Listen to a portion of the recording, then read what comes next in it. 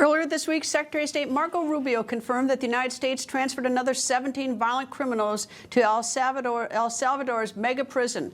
Secretary Rubio says those criminals are from the gangs Tren de Aragua and MS-13.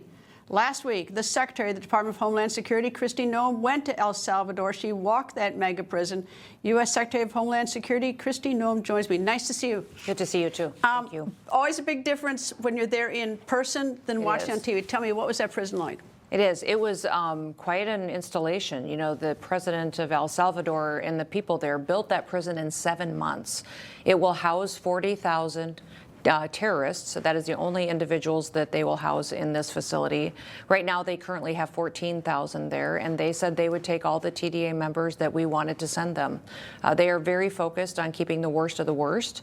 And in fact, the president indicated that they were going to be doubling the size of this place because he's so serious about making sure that his country is safe, but also being an ally of the United States to help us deal with the problem that was created under the Biden administration. You know, I've walked so many prisons in the United States. They always yell, you know, say things, you know, to yell things out. Were they yelling things at you? You know, the ones they had in 2 different buildings, they had the ones that we had sent them in one facility, and when I was leaving the facility, they were yelling. But when I asked the warden about that, he said that won't happen again. We went into the other area where their prisoners were. There was thousands of them in that facility.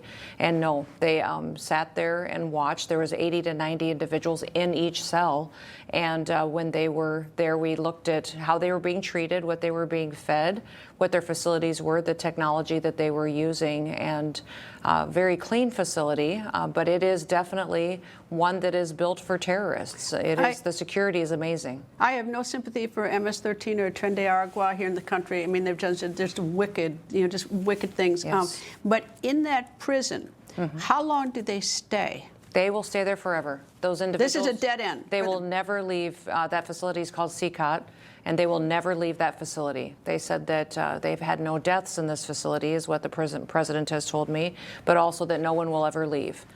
It's only been open, you know, less than 2 years, and they are already talking about expanding it. If you remember, the president of El Salvador inherited one of the worst murder rates in the world, and in just less than 2 or 3 years, he has dramatically changed that, and now he has the lowest murder rate in the entire world, and he's very proud of that, that his country has a very different future. All right, as I said, I'm a criminal defense attorney. I have no sympathy. I mean, I said I have no sympathy for them. As a former criminal defense attorney, though, I like the idea of trials. I mean, yes. How do we know that these are guilty people? Well, those individuals, we have intelligence capabilities within the Department of Homeland Security and partnered with many other federal and local agencies to make sure that these individuals that went to this facility were terrorists. They were members of MS-13 and of TDA, and that they are in the 18th Street Gang as other individuals they showed us that were there.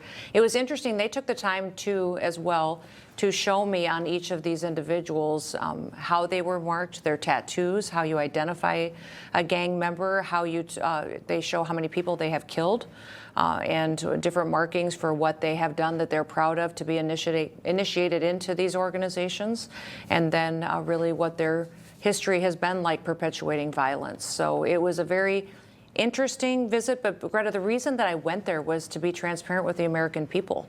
And since we have had that visit and those videos have gone, you know, viral, we have had so many people inquiring and calling us and saying, and anonymously, we are here illegally. How do we self-deport? How do we go home? We don't want, we need people to know that this is one of the tools we will use. These are for terrorists, but we are going to uphold our law. And so if you are here illegally, you have an opportunity to go home now. Well, the American people voted for President Trump. He said he was going to do this. You have likewise said to do, but there are going to be mistakes.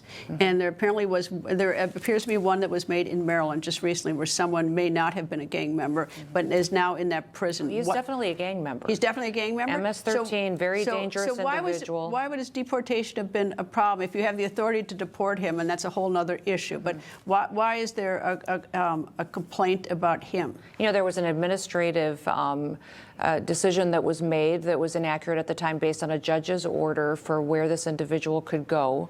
But he was a gang member, violent criminal, definitely a member of one of these terrorist organizations, and did not belong in this country and needed to face consequences. So it wasn't a question on his history and if he was dangerous and he shouldn't be in the United States. It was where should he go? What are these gang members doing in this country?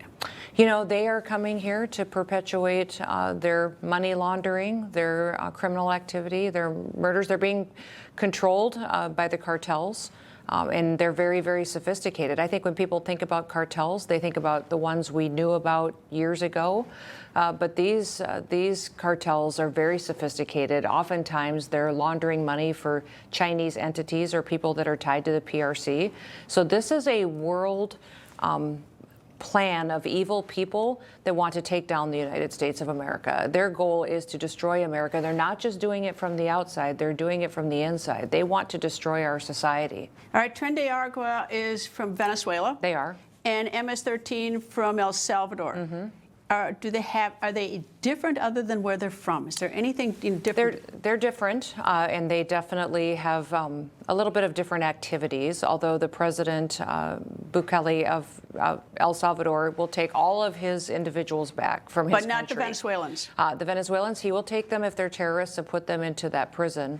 But Venezuela, obviously, with the MS-13 members, you know, they have a different from where they come from, they act much the same way. But the TDA members, you know, the concern there is that they're tied to the Venezuelan government and that they have been funded and coordinate with them. And that is one of the things that we are continuing to find more and more evidence from. And I visited also with Colombia and went to Mexico after I visited El Salvador. And those leaders of those countries are interested in helping the United States continue to gather information on these individuals and make sure that we're holding them accountable. I take it you are not welcome in Venezuela, at least not right now. No, Venezuela probably, you know, I would say that even my visit to Colombia with the president there was contentious. It was a contentious discussion, but these meetings were set to be about a half hour long. The one in Colombia was probably an hour and a half.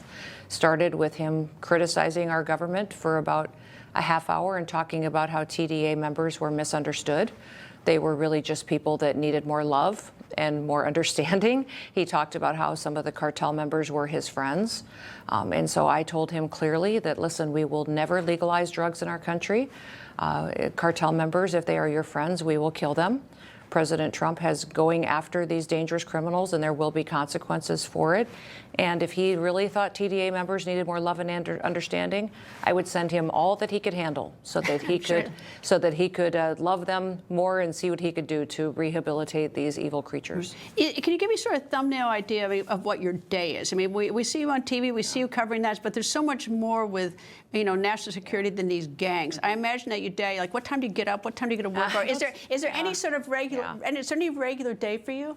I usually wake around 4 or 5 a.m. I like to get up and work for a couple hours and then go exercise a little before I head to the office. But we've been traveling a lot because I believe you don't really know the truth of what you're dealing with unless you're out on the front lines talking to the people who are doing the work. But it's not just gangs. No. I mean, your Homeland Security is like everything. I always talk to you. The one that scares me the most is viruses. I mean, I take it that you're worried about our ports. I mean, we see a lot of you with gangs and everything, but that I assume is just one little tiny piece. Well, I always tell people that I'm never worried and I'm never scared.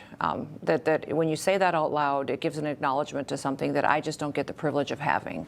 We do work and we deal with bad people, and we have to go out there and address what we need to do to keep the homeland safe. So the entities that I have are intelligence communities and assets. I have all the law enforcement training in the country we do and have jurisdiction over.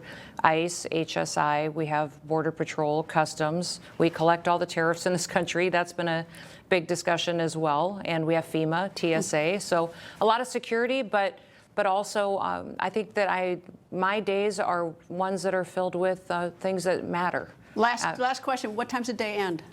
It depends. I'm not all that entertaining after 8 or 9 p.m., but most of my days don't end until 11, 12. Do you get calls in the middle of the night? I do. Yes. I bet you do. I do. I have the National Operations Center, so anything bad that happens in this country, I get a notification immediately, and it's amazing to me the amount of bad weather, floods, terrorist bomb threats. I get every one of those notifications, and it's sad because it's dozens and dozens a day. That's even, I mean, I get Google alerts, but it's nothing like that. Anyway, Secretary, thank you very much. Thank Secretary you. Kristi Noem, thank you.